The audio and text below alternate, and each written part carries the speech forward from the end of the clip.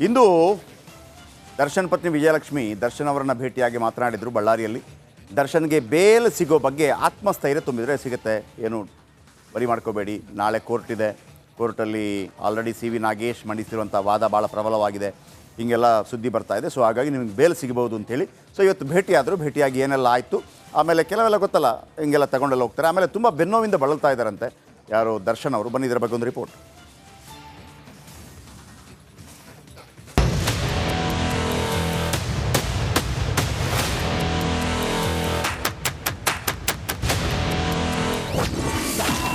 ನಾಳೆ ರಿಲೀಸ್ ಆಗ್ತಾರಾ ಕಾಟೇರ. 8ನೇ ಬಾರಿ ವಿಜಯಲಕ್ಷ್ಮಿ ವಿಸಿಟ್. ಕೊಲೆ ಪ್ರಕರಣದ ಆರೋಪಿಯಾಗಿರುವ ದರ್ಶನ್ರನ್ನ ಇಂದು 8ನೇ ಬಾರಿಗೆ ಪತ್ನಿ ವಿಜಯಲಕ್ಷ್ಮಿ ಭೇಟಿಯಾಗಿದ್ದಾರೆ. ವಿಜಯಲಕ್ಷ್ಮಿ ಜೊತೆ ಅವರ ಆಪ್ತರಾದ ಅನುಷಾ ಶೆಟ್ಟಿ, ಗ್ರೇಸ್ ಮರ್ಸಿ ಸಹ ಜೈಲ್ಗೆ ಬಂದಿದ್ರು. ವಿಜಯಲಕ್ಷ್ಮಿ ತಂಗಿ ಗಂಡ ಸುಶಾಂತ್ ಸೇರಿದಂತೆ ಒಟ್ಟು 6 ಜನರಿಗೆ ದರ್ಶನ್ ಭೇಟಿಗೆ ಅವಕಾಶವನ್ನು ನೀಡಲಾಗಿತ್ತು. ಬ್ಯಾಗ್ನಲ್ಲಿ ಬೇಕರಿ ತಿನಿಸು, ಡ್ರೈ ಫ್ರೂಟ್ಸ್, ಬಟ್ಟೆ ಸೇರಿ ಇನ್ನಿತರ ವಸ್ತುಗಳನ್ನು ದರ್ಶನ್ಗೆ ಕೊಟ್ಟರು.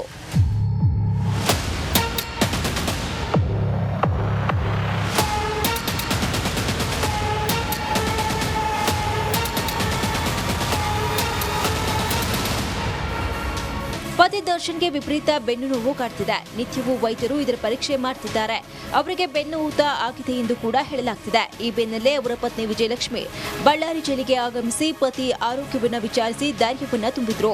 ಮಾನಸಿಕವಾಗಿ ಕುಗ್ಗಿರುವ ದರ್ಶನ್ಗೆ ವಿಜಯಲಕ್ಷ್ಮಿ ಆತ್ಮಸ್ಥೈರ್ಯ ತುಂಬಿದ್ದಾರೆ. ಭೂತಯ ಭಯದಿಂದ ಭಕ್ತಿಗೆ ದೇವರ ಪ್ರಸಾದ ಕುಂಕುಮ ನೀಡಿದ್ದು ತಾಯಿ ಕಾಪಾಡ್ತಾಳೆ ಅನ್ನೋ ವಿಶ್ವಾಸವನ್ನ ತುಂಬಿದ್ದಾರಂತೆ. ಪತಿಗೆ ಧೈರ್ಯ ತುಂಬಿದ ವಿಜಯಲಕ್ಷ್ಮಿ. ವಕೀಲರ ವಾದದ ಬಗ್ಗೆ ಸಂಪೂರ್ಣ ಮಾಹಿತಿ. ಆರೋಗ್ಯದ ಬಗ್ಗೆ ವಿಜಯಲಕ್ಷ್ಮಿ ಧೈರ್ಯ ತುಂಬಿದ್ದಾರೆ. ಈ ಮಧ್ಯೆ ದರ್ಶನ್ ಸಹ ನನ್ನ ಆರೋಗ್ಯದ ಬಗ್ಗೆ ತಲೆ ಕೆಡಿಸಿಕೊಳ್ಳಬೇಡ, ಮೊದಲು ಜಾಮೀನು ಅರ್ಜಿಯ ವಿಚಾರಣೆ ಆಗಲಿ, ಆಮೇಲೆ ಚಿಕಿತ್ಸೆ ಬಗ್ಗೆ ಚಿಂತೆ ಮಾಡೋಣ ಎಂದಿದ್ದಾರಂತೆ.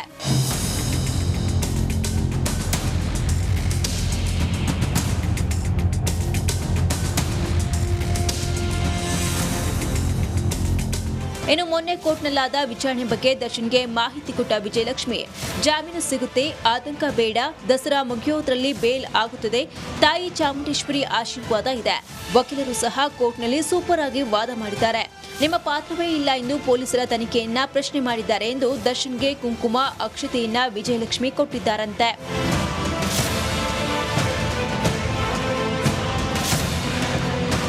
ಮೊನ್ನೆ ಚಾಮುಂಡೇಶ್ವರಿಗೆ ವಿಶೇಷ ಪೂಜೆ ಮಾಡಿಸಿದ ಪ್ರಸಾದ ನೀಡಿ ನೀವು ಆರೋಗ್ಯದ ಬಗ್ಗೆ ನಿರ್ಲಕ್ಷ್ಯ ಮಾಡಬೇಡಿ ಎಂದು ಪತಿಗೆ ವಿಜಯಲಕ್ಷ್ಮಿ ಮನವರಿಕೆಯನ್ನ ಮಾಡಿದ್ದಾರಂತೆ.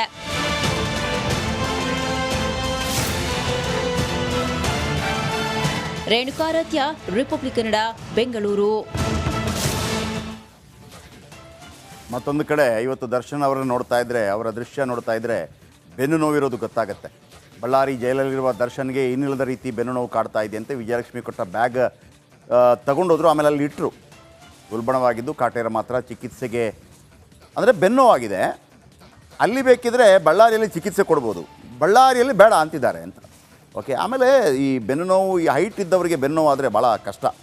ಸೊ ಅಲ್ಲಿ ನೋಡಿ ಆ 2 ದೃಶ್ಯಾವಳಿಗಳು ಕೂಡ ಇದೆ. ಅವರು ಹೋಗಬೇಕಾದ್ರೆ ಬೆನ್ನನ್ನು ಸ್ವಲ್ಪ ಸರಿ ಮಾಡ್ತಾರೆ, ಆಮೇಲೆ ಆ ಬ್ಯಾಗನಲ್ಲಿ ಇಡ್ತಾರೆ. ಬೆನ್ನು ತೀವ್ರವಾಗಿ ಕಾಡ್ತಾ ಇದೆ. ಅವ್ರಿಗೊಂದು ಗ್ಯಾರಂಟಿ ಏನಪ್ಪ ಅಂತಂದರೆ ನಾಳೆ ಬೇಲ್ ಸಿಗ್ಬೋದು. ಬೇಲ್ ಸಿಕ್ಕಿದ್ರೆ ಬೆಂಗಳೂರಿನ ನನಗೆ ಇಷ್ಟ ಬಂದ ರೀತಿಯಲ್ಲಿ ಖಾಸಗಿಯಾಗಿ ಮಾಡ್ತೀನಿ ಅಂತ ಇದ್ದಿರಬಹುದೇನೋ. ಬಹುಶಃ ಅದಕ್ಕೆ ಕೋರ್ಟ್ ಅನುಮತಿ ಕೊಡುತ್ತಾ ಎಲ್ಲ ಇರುತ್ತೆ ಕೆಲವೆಲ್ಲ. ಬನ್ನಿ ಇದರ ಬಗ್ಗೆ ಒಂದು ರಿಪೋರ್ಟ್ ನಿಮ್ಮ ಮುಂದೆ.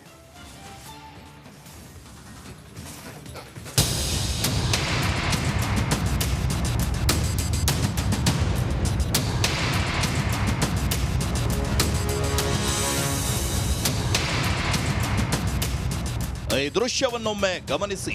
ದರ್ಶನ್ ಬೆನ್ನು ನೋವಿನಿಂದ ಬಳಲ್ತಾ ಇರೋದು ಸತ್ಯ ಅಂತ ಸ್ಪಷ್ಟವಾಗಿ ಹೇಳ್ತಾ ಇದೆ. ಇಂದು ಪತ್ನಿ ವಿಜಯಲಕ್ಷ್ಮಿ ಅವರನ್ನ ಭೇಟಿ ಮಾಡಿದ ಬಳಿಕ ದರ್ಶನ್ ವಾಪಸ್ ಸೆಲ್ಗೆ ಹೊರಟಿದ್ರು. ಆಗ ಬೆನ್ನು ನೋವು ತಾಳಲಾರದೆ ಒದ್ದಾಡಿದ್ರು. ಬಳ್ಳಾರಿ ಸೆಂಟ್ರಲ್ ಜೈಲಲ್ಲಿರೋ ಚಿತ್ರದುರ್ಗದ ರೇಣುಕಾ ಸ್ವಾಮಿ ಕೊಲೆ ಕೇಸ್ನ 2ನೇ ಆರೋಪಿ ದರ್ಶನ್ಗೆ ಬೆನ್ನು ನೋವಿನ ಸಮಸ್ಯೆ ಕಾಡ್ತಾ ಇದೆ. ಜೈಲು ಸೇರಿದಾಗಿನಿಂದಲೂ ಬೆನ್ನು ನೋವಿನ ಸಮಸ್ಯೆ ಉಲ್ಬಣಿಸ್ತಾಲೇ ಇದೆ. ಇದಕ್ಕಾಗಿ ನಟನಿಗೆ ಸರ್ಜಿಕಲ್ ಚೇರ್ ವ್ಯವಸ್ಥೆ ಕೂಡ ಮಾಡಲಾಗಿತ್ತು. ಇಷ್ಟಲ್ಲದೆ ನಟ ಫಾರಿನ್ ಟಾಯ್ಲೆಟ್ ಬೇಕು ಅಂತ ಬೇಡಿಕೆ ಕೂಡ ಇಟ್ಟಿದ್ರು. ಜೈಲಿನ ವೈದ್ಯರು ಶನಿವಾರ ಭಾನುವಾರ ಆರೋಗ್ಯ ತಪಾಸಣೆಯನ್ನ ಕೂಡ ನಡೆಸಿದ್ರು. ನೋವು ನಿವಾರಣೆಗೆ 10 ದಿನ ಮಾತ್ರೆಗಳನ್ನ ತೆಗೆದುಕೊಳ್ಳುವಂತೆ ಸೂಚಿಸಿದ್ರು. ಆದ್ರೂ ನೋವು ಮಾತ್ರ ಶಮನವಾಗಿಲ್ಲ. ಆದ್ರಿಂದ MRI ಸ್ಕ್ಯಾನ್ ಅನ್ನ ಮಾಡಿಸುವಂತೆ ವೈದ್ಯರು ಸೂಚನೆ ನೀಡಿದ್ದಾರೆ. ಆದ್ರೆ ನಟ ದರ್ಶನ್ ನಿರಾಕರಿಸಿದ್ದು ಬೆಂಗಳೂರಿನಲ್ಲಿ ಚಿಕಿತ್ಸೆ ಪಡೆಯುವೆ ಅಂತ ಹಠ ಹಿಡಿದಿದ್ದಾರೆ.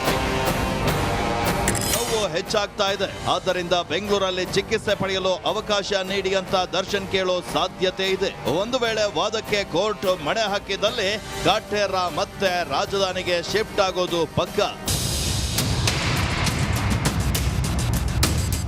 ರೇಣುಕಾರಾಧ್ಯ, ರಿಪಬ್ಲಿಕ್ ಕನ್ನಡ, ಬಳ್ಳಾರಿ. ಇನ್ನು ರಾಜ್ಯ ರಾಜಕೀಯದಲ್ಲಿ ದಿನಕ್ಕೊಂದು ಬೆಳವಣಿಗೆಗಳು ನಡೀತಾ ಇದೆ. ಯಾರು ಯಾವಾಗ ಯಾರನ್ನ ಹೇಗೆ ಎಷ್ಟೊತ್ತಿಗೆ ಭೇಟಿ ಮಾಡ್ತಾರೆ ಅನ್ನೋದನ್ನು ಹೇಳೋಕ್ಕಾಗಲ್ಲ. ಹೈಕಮಾಂಡ್ಗೆ ಸತೀಶ್ ಜಾರಕಿಹೊಳಿ ಹೋದರು, ಹೈಕಮಾಂಡ್ ಬಳಿ ಹೋದರು, ಭೇಟಿಯಾದರು. ಆನಂತರ ಪರಮೇಶ್ವರ್ ಮತ್ತು ಸತೀಶ್ ಜಾರಕಿಹೊಳಿ ಭೇಟಿಯಾದರು. ಆನಂತರ DK ಶಿವಕುಮಾರ್ ಮಲ್ಲಿಕಾರ್ಜುನ ಖರ್ಗೆ ಅವರನ್ನು ಭೇಟಿಯಾದರು. ಇದೀಗ ಸತೀಶ್ ಜಾರಕಿಹೊಳಿ ಅವರನ್ನು ವಿಜೇಂದ್ರ ಅವರು ಭೇಟಿಯಾಗಿದ್ದಾರೆ. ಪ್ರಭಾವಿ ಸಚಿವರು ಸತೀಶ್ ಜಾರಕಿಹೊಳಿ ಅವರ ನಿವಾಸದಲ್ಲಿ ಇಂದು ವಿಜೇಂದ್ರ ಅವರ ಮನೆಗೆ ಹೋಗಿ ಅವರನ್ನು ಭೇಟಿಯಾಗಿ ಚರ್ಚೆ ಮಾಡಿದ್ದಾರೆ. ನೋಡಿ, ಅದರ ದೃಶ್ಯಾವಳಿಗಳು ಕೂಡ ಕಾಣ್ತಾ ಇದೆ. ತಾನೇ ಮುಂದೆ ಇವತ್ತಿನ ಕ್ವಶನ್ ಕೂಡ ಇದೆ. ಕರ್ನಾಟಕ ಪ್ರೈಮ್ ಟೈಮ್ನಲ್ಲಿ ನಾವು ಕೇಳಿರುವಂಥ ಪ್ರಶ್ನೆ, ಯಾರು ಮುಂದಿನ ಮುಖ್ಯಮಂತ್ರಿ ಆಗಬೇಕು, ಸತೀಶ್ ಜಾರಕಿಹೊಳಿನ DK ಶಿವಕುಮಾರ್ ಅಂತಂದಾಗ ಭಾಳ ಅಚ್ಚರಿಯ ಫಲಿತಾಂಶಗಳು ಬರ್ತಾ ಇದೆ. 9 ಗಂಟೆಗೆ ಹೇಳ್ತೀನಿ. ಅದರ ಜೊತೆಗೆ ಈ ರಿಪೋರ್ಟ್ ಕೂಡ ನೋಡ್ಕೊಂಬನ್ನಿ.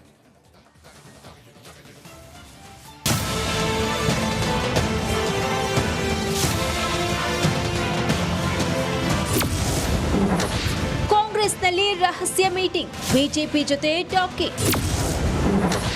ಮುಂದಿನ ಸರ್ಕಾರಕ್ಕೆ ಸತೀಶ್ ಜಾರಕಿಹೊಳಿ ಆಗ್ತಾರಾ ಕಿಂಗ್? ಸತೀಶ್ ಜಾರಕಿಹೊಳಿ ಕಾಂಗ್ರೆಸ್ನಲ್ಲಿ ಈಗ ಹೆಚ್ಚು ಅಲ್ಚಲ್ ಎಬ್ಬಿಸ್ತಾ ಇರುವ ಹೆಸರು ಇದು. ಬೆಳಗಾವಿಯಲ್ಲೂ ಸತೀಶ್ ಜಾರಕಿಹೊಳಿ, ದಲಿತರ ರಹಸ್ಯ ಸಭೆಯಲ್ಲೂ ಸತೀಶ್ ಜಾರಕಿಹೊಳಿ, ದೆಹಲಿಯಲ್ಲೂ ಸತೀಶ್ ಜಾರಕಿಹೊಳಿ. ಹೌದು, ಮೊನ್ನೆವರೆಗೂ ತಾವಾಯ್ತು ತಮ್ಮ ಕೆಲಸವಾಯ್ತು ಅಂತಿದ್ದ ಸತೀಶ್ ಜಾರಕಿಹೊಳಿ ಸಡನ್ ಆಗಿ ಮುನ್ನೆಲೆಗೆ ಬರ್ತಿದ್ದಾರೆ.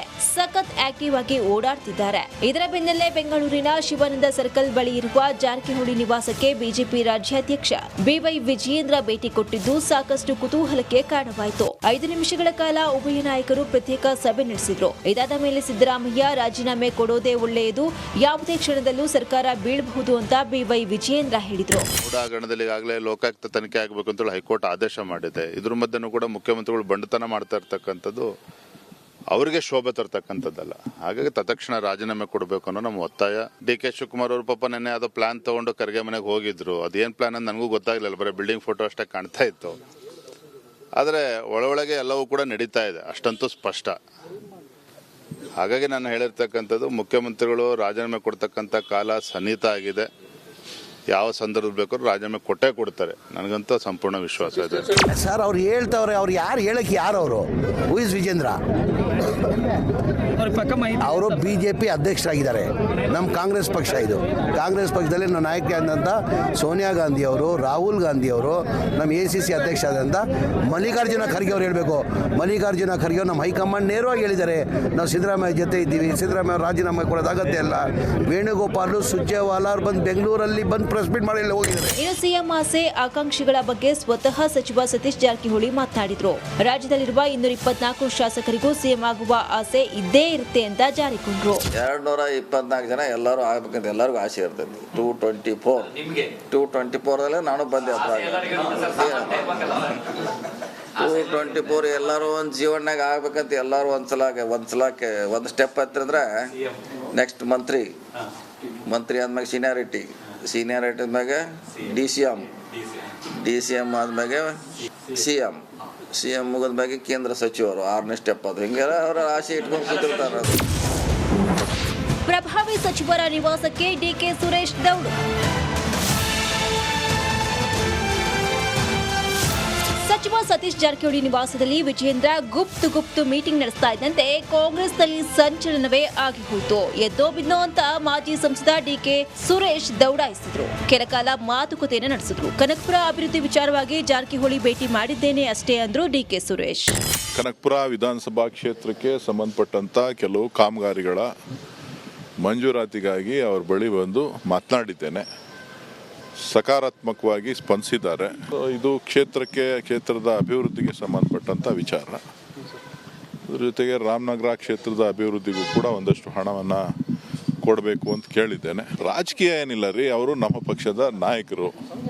ದೇಶದ ವಿದ್ಯಮಾನಗಳ ಬಗ್ಗೆನೂ ಕೂಡ ಕೆಲವು ವಿಚಾರವನ್ನ ಮಾತಾಡಿದ್ದೇವೆ. ಮಾಧ್ಯಮಗಳು ಹೇಳೋ ರೀತಿಯಲ್ಲಿ ಯಾವುದೇ ವಿಚಾರಗಳು ಕೂಡ ಇಲ್ಲ. ಮತ್ತೆ ಬೆಳಗಾವಿಯಲ್ಲಿ ಮಾತನಾಡಿರುವ ಸತೀಶ್ ಜಾರಕಿಹೊಳಿ ಪುತ್ರಿ ಪ್ರಿಯಾಂಕಾ ಜಾರಕಿಹೊಳಿ ತಂದೆ ಪರ ಬ್ಯಾಟ್ ಮಾಡಿದ್ರು. ನಮ್ಮ ತಂದೆ ಮುಂದಿನ ದಿನಗಳಲ್ಲಿ ಸಿಎಂ ಆಗಬಹುದು ಅಂದ್ರು.